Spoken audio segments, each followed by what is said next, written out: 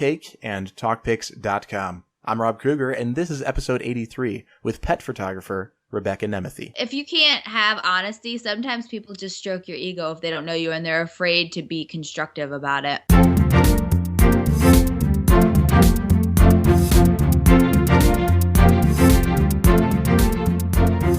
Today's featured guest is Rebekah Nemethy. Rebekah, are you ready to share with Photo World today? Oh, yeah. Awesome. Rebekah and her business, Reflective Photos, began as a photography career with weddings. And after doing just one, she realized that was not her calling. After some exploration in different areas of the visual art, Rebekah found her stride in pet photography. Aside from her pet photography, Rebekah has been with the photography department at Consumer Reports for the past 5 years. Rebekah, welcome to Take and Talk Pics. Thank you, Rob. Thanks so much for having me. I'm really excited. Absolutely, for sure. Well, can you share a little bit more about you and what you're doing with your photography and your business? Sure. I mean, you did great there. It's kind of funny how you mentioned that I did the one wedding because that's kind of a big part of my story of how how I got into photography, gave up on photography, and then came back into it. But just one other thing that I want to mention is that a big part of my business is a big passion of mine, at least, is animal rescue. I mean, I'm really passionate about animals. I'm really passionate about animal rescue. And so my business supports two of my favorite organizations. And one of them is HeartSpeak, which is a group of photographers and artists who volunteer their services to rescues and shelters all over the world. And another is one of my favorite rescues, which is Pets Alive. And it's a no-kill animal shelter that's in Middletown, New York, about an hour from where I am. So those are just two of my favorite, organizations that I try to support with everything that I do. So, yeah, and with the pet rescue, you've actually gone so far as to have a podcast about it. Can you share that with other podcast listeners out here? Sure. It's called My Rescue Rocks, and it's stories that are told by people who have rescued, and we try to dig in deep to the stories of the animals that are involved. And it's a lot of fun, and I just want to share rescue stories because I feel like that's how I got involved. Like, I didn't really know about rescue at all until someone started sharing stories with me. And then I went and volunteered and I heard even more stories, and it inspired me to do other things. So I feel like sharing stories is almost as, influential as like sharing a great photo. It really can make an impact. So that's what I'm trying to do. And it's kind of cool how your photography journey led you into, this other world of doing a podcast and working with the shelters and sharing the stories about animal rescue and, kind of introducing that animal and pet into a home. And, it's a big deal. And it's actually kind of a cool topic. My girlfriend and she just got a dog, and I love that little thing. So, I mean, it was like when you reached out to me to, talk about your photography, it was like, it was banging on all cylinders. Photography. We just recently got a dog. You're doing the pet rescue thing. It's awesome. So it's kind of cool, And like, what keeps you going? Do you have like an inspirational quote or a mantra that you live by to keep this motivation moving forward? Oh, totally. My most recent one, and it's kind of been a mantra that I think I've not fully been embracing throughout my photography career. But now I'm fully embracing it, and it's just embrace the fear. That's what I've been telling myself for the past year or so. I have been kind of tackling my fears throughout this journey, but it's only recently that I realized that if I'm afraid of something, I have to embrace it and I have to go for it. So that's my most recent mantra. Embrace the fear, Photo World. Just give it a big old hug and be like, yeah, it's okay. Like, it's okay to be scared. I'll figure this out. Because that's how you're going to learn, right? I mean, that's what really sets you apart. So I like that. And, it's kind of scary. Good timing coming up for Halloween pretty soon, right? So that's good. My favorite holiday. So backing it up to the earlier days of your photography career, what kind of sparked the interest in photography enough to say, yeah, let's do this as a career? Well, I think I've always had a camera in my hand at one point or another. I mean, my first memory with a camera, and I meant to look it up before I talked to you, but I don't even remember the kind of film this camera had in it. I think, is there such thing as 10 millimeter film? It's like really small. I don't even know, but it was this, like, it's a point and shoot camera. I was probably like 6 years old, and I was standing outside my mom's car taking a picture of a deer that was so far away you couldn't even see it in the frame once we developed the photos.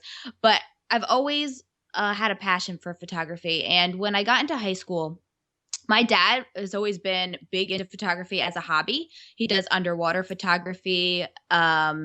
He has always been taking pictures of me throughout my life. And I mean, he's always had a camera in his hand as well. And he's always taught me about especially film photography. And so when I got into high school, he's like, when I was in high school, I always wanted to take a photography course, but I never did. And he went out and got me a camera. So I started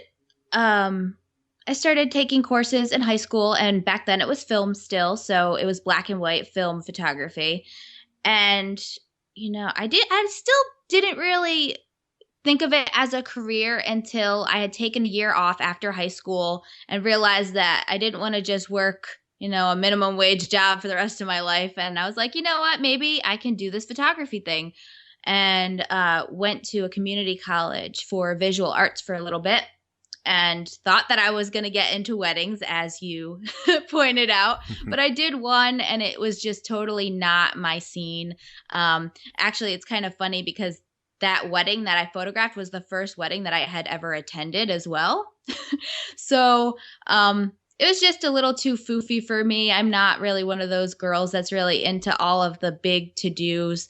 I mean, it's great. I love looking at great wedding photography because I think it's amazing if you can capture something like that, especially the high pressure that's involved. But that's another thing I'm not good with. I'm not good with all of that stress that goes on at a wedding. So I gave up for a little bit, and I said I can't do photography because I can't do weddings, because I didn't realize that there's so many other things that you can do in photography. So I switched my majors to journalism, of all things, because I really enjoyed writing, and that wasn't for me either, but that's a whole other story. But I went through with it. I got my degree in journalism, and I, farted around after school for a while, bartending, waitressing, still trying to figure out what I wanted to do. And then I found my camera again, and I was like, okay, I need to figure out what to do with this. And so one day I just printed out a flyer. I wrote, it's funny because I made up business cards, and the business cards said that I will do everything. I literally listed everything I could think of. Portraits, model portfolios, family shoots, pet photography. I just put everything I could think on there except for weddings. And then I found myself driving to dog parks and handing these flyers out to people. And so I was having like a portfolio building month where, like, the whole month of June, I think it was, I would do free photography for anybody that got in touch with me.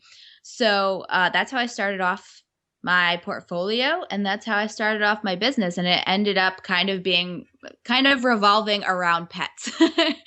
That's quite a journey. And actually, the beginning stages sound like you read my bio or something.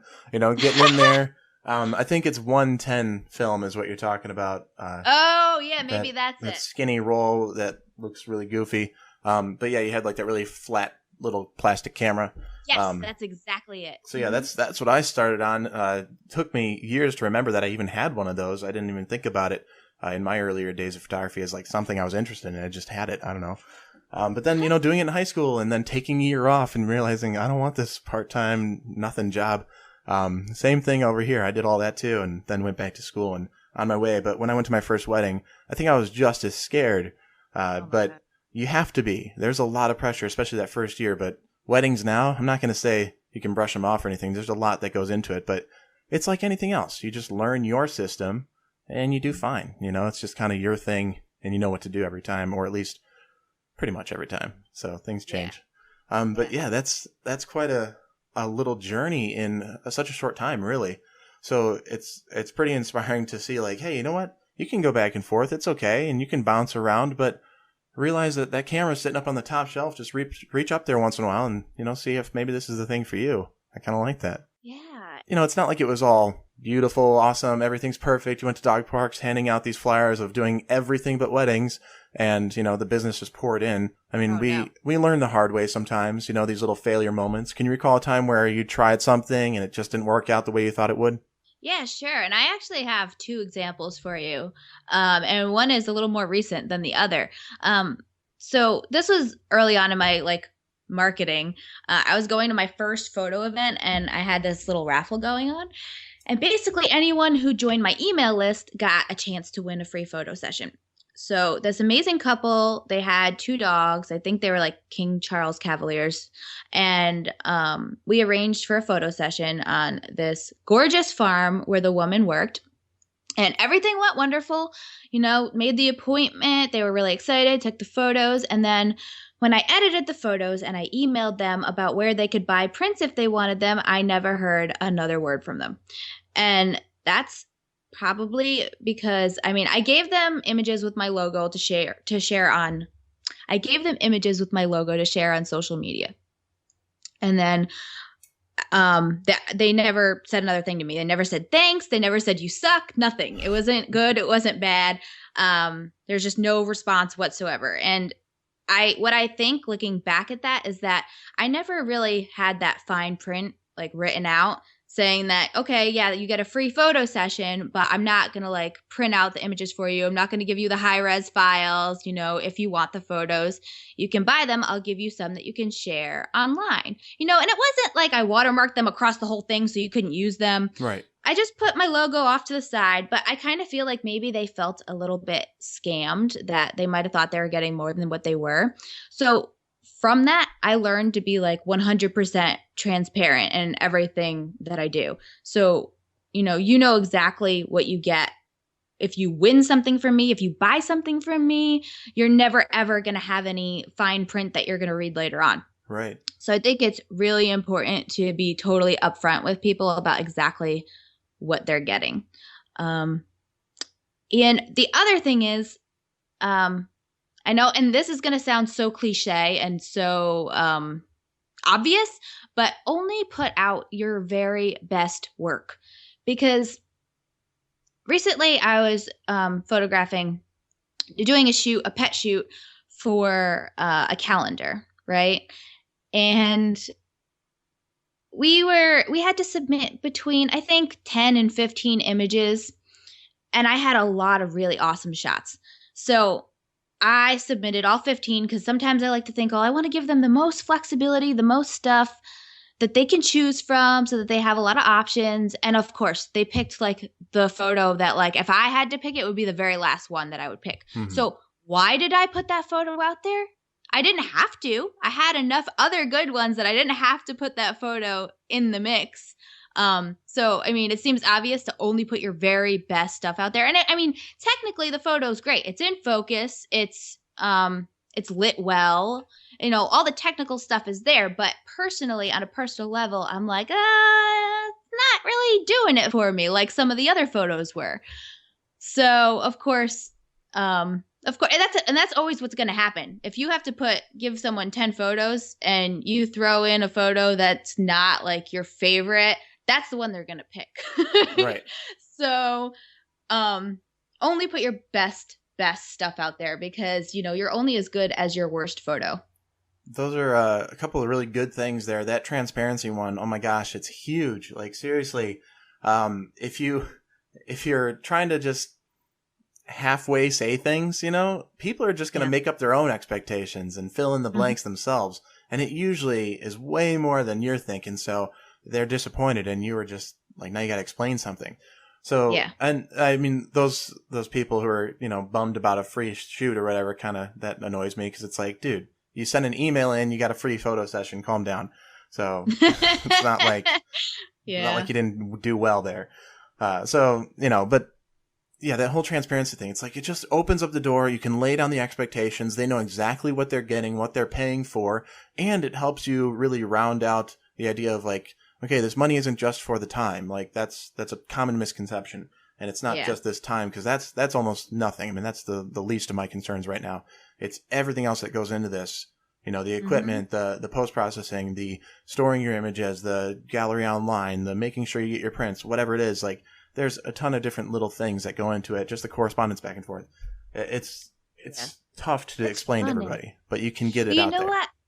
I think how I like to put it, and I actually recently did this not too recently, but I wrote this out in a blog post, and I kind of was trying to explain to people without being like a know-it-all type of a person, that photography, even though what you see is like this one photo in a 2D format, either on a screen or on a print, like photography to me is not like a single medium. It's a mixed media because so many other things go into it. Like when I'm making, if I'm doing a studio shot, I mean, you have the set, you have the thing that you're photographing, you have the subject, you have the lights all around. You are building up this sculpture almost, even though it's like a temporary sculpture that you're photographing, and then you photograph it. But then there's even more than that, because even after you compress it into that like two-dimensional piece of art,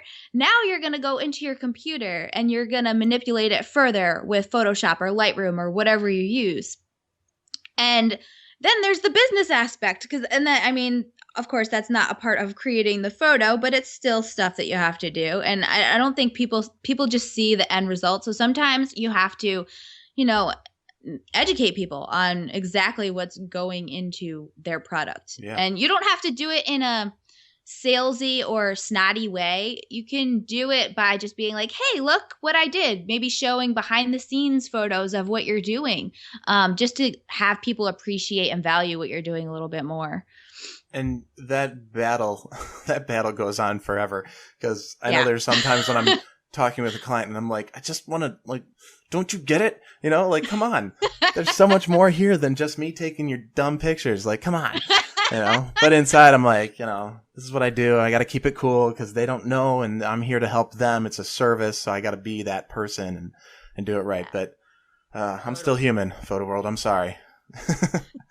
So we have a wide range of photographers listening. Rebekah, can you please share with Photo World one thing that you think would lead to growth and success in a photography business, regardless of their current level? Absolutely. I'd have to say that you should set small and manageable goals for yourself.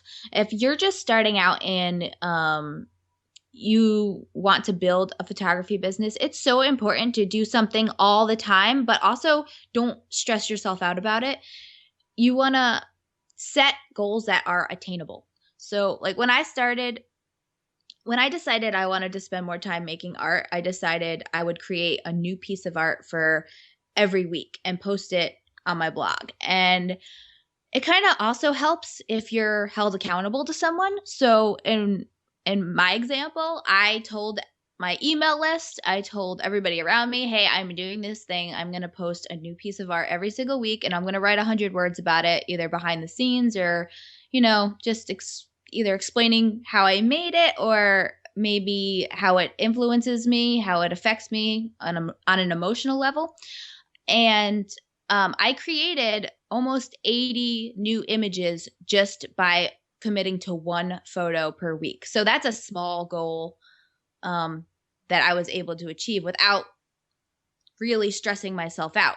So you can apply that not just to creating new photos. Obviously, if you're in the service-based part of photography, you can maybe have a 2-month goal to creating a portfolio. Maybe if you do one photo session every weekend, eventually you have a whole portfolio. So just make it small and make it manageable, and don't stress yourself out.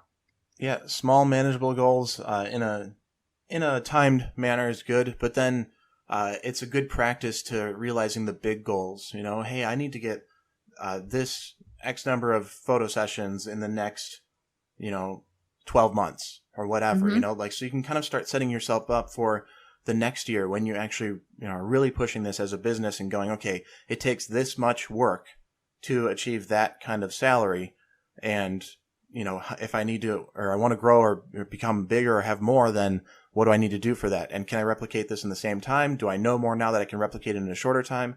And you kind of keep compounding that interest and knowledge on one another. But those short manageable goals are a great practice, not just photography, but life too. I mean, you can do it with everything.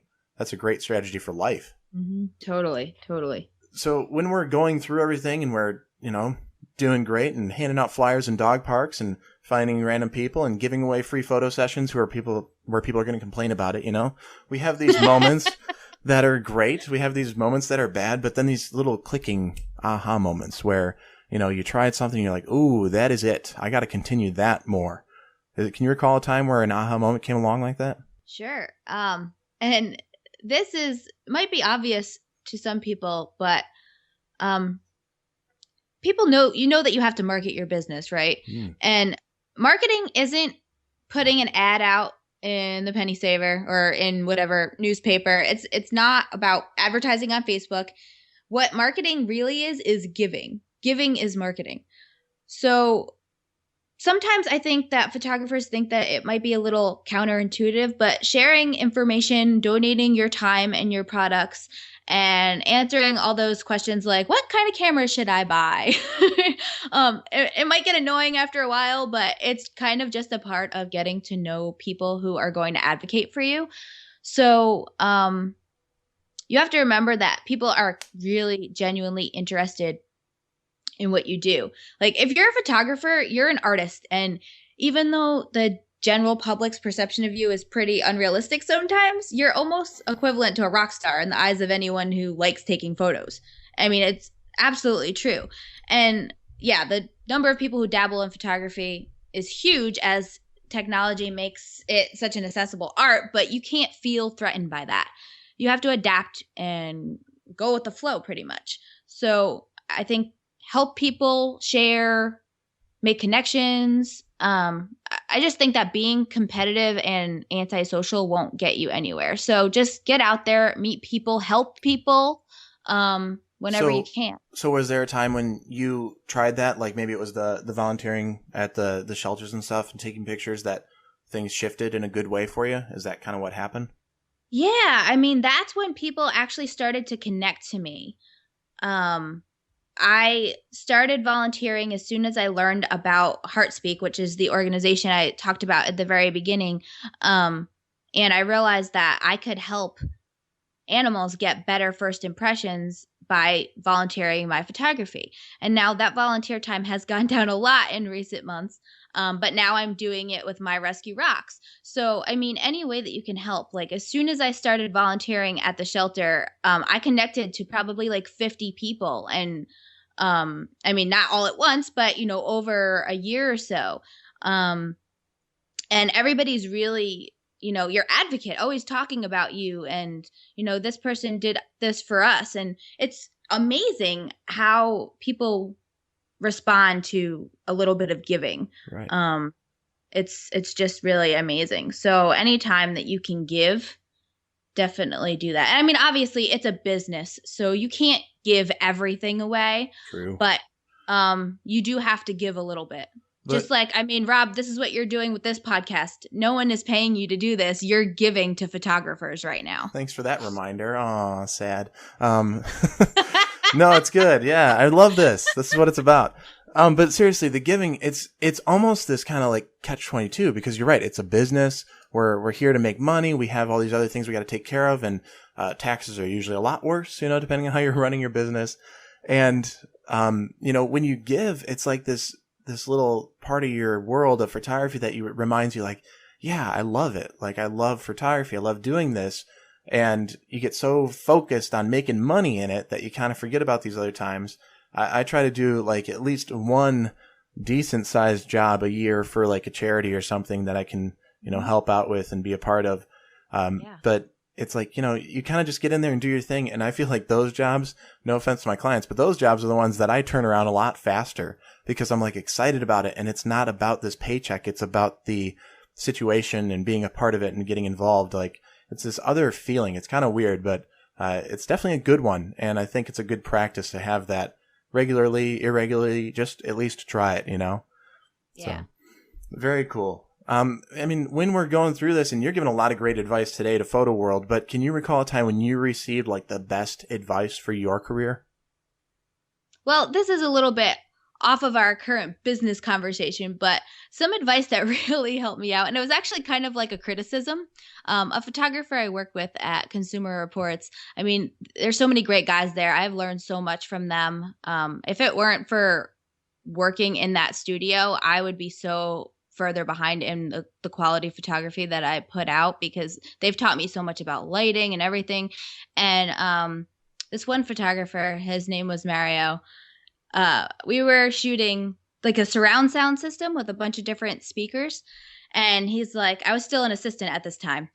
And he's like, all right, set this up on the set any way you want to. And that was kind of strange for me, because usually with the product photography, it's very like, it's very consistent. And usually products have a certain angle that you always shoot them at. And there's lighting that we try to be consistent with. And when he told me to just like put it anywhere on the set, I was like, okay, this should be fun. So I set everything up, and he looked at me and he's like, that's like way too symmetrical. And he like mixed everything up. And I'm like, oh, and that has been his criticism to me forever. And I always, whenever I'm photographing something that has a lot of different elements to it, I always think of Mario saying, oh, that's way too symmetrical. Cause it's almost like the rule of thirds, like symmetry sometimes it's good, but symmetry can really be boring if you think about it. So, when he told me to not make my photography so symmetrical, I think that improved my composition like a ton. And I'm always hearing his voice in my head telling me that, like, that's too symmetrical. Nice. So kind of offset it a little bit and mix it up a tiny little bit, you know? So that's kind of cool. And yeah, especially for the visual, like, symmetry, yeah, like you said, it can be boring, but, maybe take that idea and look for balance instead, because there can be, a difference in the symmetry, an asymmetrical scene, but it creates an interesting balance, and that's a better fix for it. But we should all be so lucky to have, Mario yelling at us, that's too symmetrical, fix it. So. Well, if you had to start your photography career all over and you still had the same gear and the same knowledge that you currently have today, what would you do first? Or at least what would you recommend to those starting out, to like, hey, go do this number one thing? If I had to start all over, I would jump, instead of trying to build a portfolio of what I thought everybody wanted, I would jump right into what I absolutely, without a doubt, let me try that over. I would jump into what I absolutely, without a doubt, just needed to shoot, what I really wanted to shoot, what I loved to shoot. Because I feel like I spent a lot of time photographing portraits and things like that, things that aren't really something that I'm passionate about, trying to make other people happy. And I feel like you really have to love your work. So when it feels like, I mean, maybe not, this is just a personal thing. Maybe some photographers feel like work is work and, whatever work you get, you can do. But I'm the kind of person that needs to love my job and needs to have a passion for it. So I wish that I went more for what I loved right away rather than what everybody told me I was supposed to be doing. So that's what I would do if I had to start all over. Which is a really hard thing to do, because you're right. Everybody does tell you this is what you're supposed to do with photography or with a photography business. And it's so hard to get away from those comments and that way of thinking. So, pursue it, and pursue it like you have nothing else.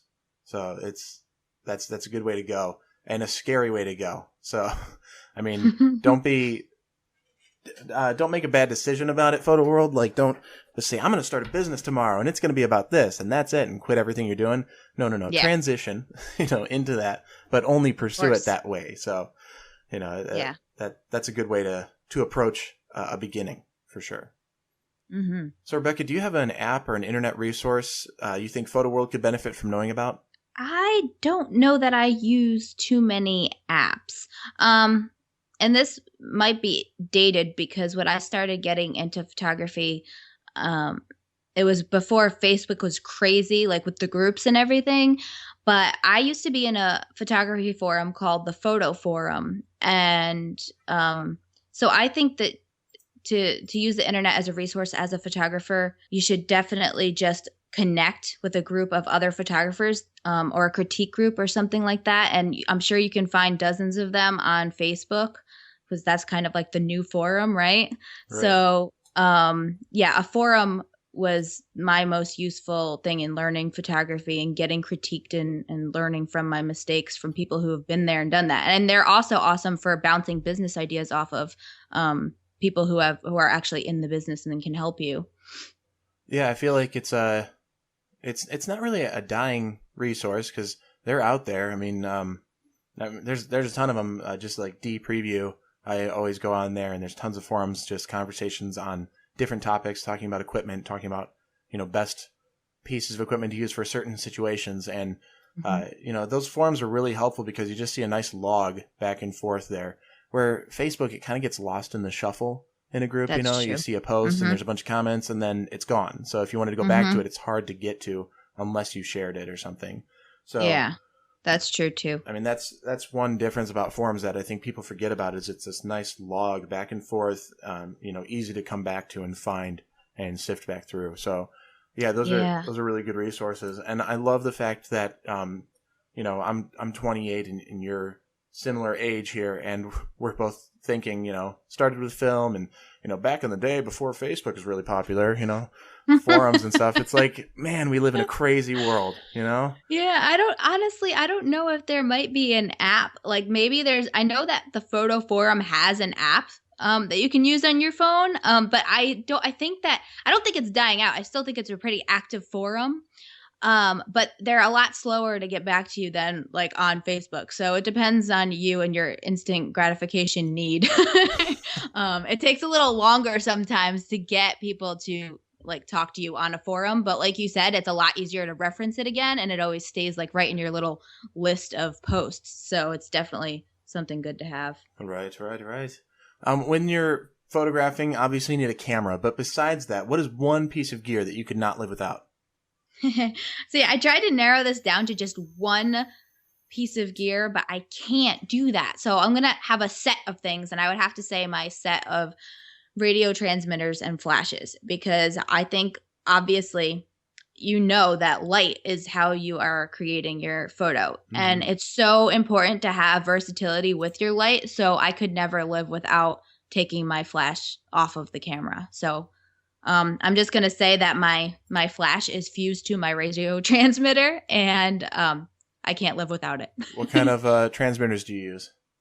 It depends on where I am, because at Consumer Reports, they have the fancy pocket wizards, but I think they're a little like overkill and really pricey. So I use Cactus. Yeah. And I have the 5s, and I was a little upset about the design element from the 4s to the 5s, but I think they have a newer design that might be better. But they're reliable, they work. They're a little annoying to put on the camera if you have big fingers, or I have small fingers, and it's still kind of annoying to put them on and off, but they work well. So yeah, you just don't screw it on all the way. Leave it loose, slide it on and off, because I don't like that feature of the 5s either. But is that annoying? Is that the thing you don't like between the 4 and the 5s for the Cactus triggers? Yeah, that's the only thing. I mean, I wish it wasn't. I like the metal mount and the hot shoe all around, so I do like the upgrade changes they had there. But they have the 6 now, which does TTL. So see, I don't use TTL. So that would be interesting to check out. Can you use it with multiple flashes? Can you use TTL that way? Oh yeah. Mm-hmm. Oh. Yeah, wow, as long as that's something I'm going to have to explore. As long as the flash has TTL, you can do several, and then... Wow. But yeah, no offense to Pocket Wizards. They're great, and they're really reliable. They don't mess around. They don't miss a beat at all. They fire every time. But man, I cannot deal with the price difference between that and all these other brands out there that do the same job, that even have a better, user quality to them, where it's a hot shoe mount to the stand instead of hanging on the side only. Yeah, it's really, really ridiculous, the price difference. And I use them Monday through Friday usually, and I can tell you there's really no huge benefit to them. And actually now with the new ones, they waste batteries like crazy with the screen on them. So I would definitely go with Cactus or some other brand that's cheaper. Because do you do rechargeable batteries, since you're such a speedlight photographer? No, because I did try them once, and maybe they were old ones, but they don't seem to work very long at all. And I read reviews on like Amazon that somebody put rechargeable batteries into their speed light and it like blew up inside of them and ruined their speed light. So I've kind of been afraid to try that. I actually buy way too many batteries. It's really not good. So I'm going to change your life right now. And Photo World, you can take this. I've been using them for 6 years. They're called Eneloop batteries by Sanyo. And when they first came out, they're just rechargeable AA's. And they were like $75 for 4 and a charger. It was ridiculous. And I bought them, and they come fully charged, and they don't lose their charge very much over time. So that's another benefit to them. And I've had the same ones for 6 years, using them, recharging. I've also bought others, but Eneloop is like the rechargeable brand that I think is awesome for photography equipment because I've never had an issue. They're really stable. I can go through a set of batteries in a flash for an entire wedding, which is pretty crazy. So that is crazy. Wow. Yeah. Eneloop batteries. Photo World, I'll have that link and the Photo Forum link on the show notes page. Just type Rebekah in the show notes or the search bar at takingtalkpics.com. Her show notes will pop up and we'll have all that and her information on how to find and follow her. So before we go, Rebekah, we got a couple little things here. Can you please share with Photo World one parting piece of guidance and then the best way that we can reach you, whether it be your website or some sort of social media, and then we'll say goodbye. I would have to advise that you shouldn't be afraid to connect with other photographers, especially photographers that might be your competition. And I can't stress that enough. I hate coming across like competitive, angry photographers. I mean, especially when you're starting out, I was actually like afraid of talking to any of them. It's just not a nice environment to be in. And I've also kind of come to learn that nobody is really your competition because nobody is you. And different photographers will photograph the same thing totally differently. So the other benefit to that is you can recommend other photographers when you're booked or too busy. And I'm sure that they could do the same thing for you. So I think that the most rewarding thing I've ever been able to do is to work with other photographers in animal shelters and, take some of the load off of you, and you can connect and BS with other people who are in the same genre as you and, other people who understand like the ups and downs of your industry. So I think it's tons of fun and not as scary as you might think it is. So don't avoid your competition. Walk right up to them. That's my advice. Yeah, nice. Embrace the fear, right? Totally. So can you share with us a good way to find and follow you? Absolutely. The best way to find me and connect to all my social media networks is to just visit my website and click to them from there. So for my photography, my website is reflectivephotos.net, and you can find me on Twitter and Instagram mainly. I'm also on Facebook and Pinterest like sporadically, but definitely go to my website and link up to them because I have different usernames other than Reflective Photos. So that's the easiest way to get there. And if you're interested in my rescue podcast, it's myrescuerocks.net, and My Rescue Rocks on all of my social media. Very nice. And actually, we'll have all those links on the show notes for takingtalkpics.com in your show notes page. If for whatever reason Photo World can't find her directly, you can go there and have all of it at your disposal. But Rebekah, I cannot thank you enough for your time today and sharing such great value. Photo World thanks you, and happy shooting. Thank you, and thank you, Photo World.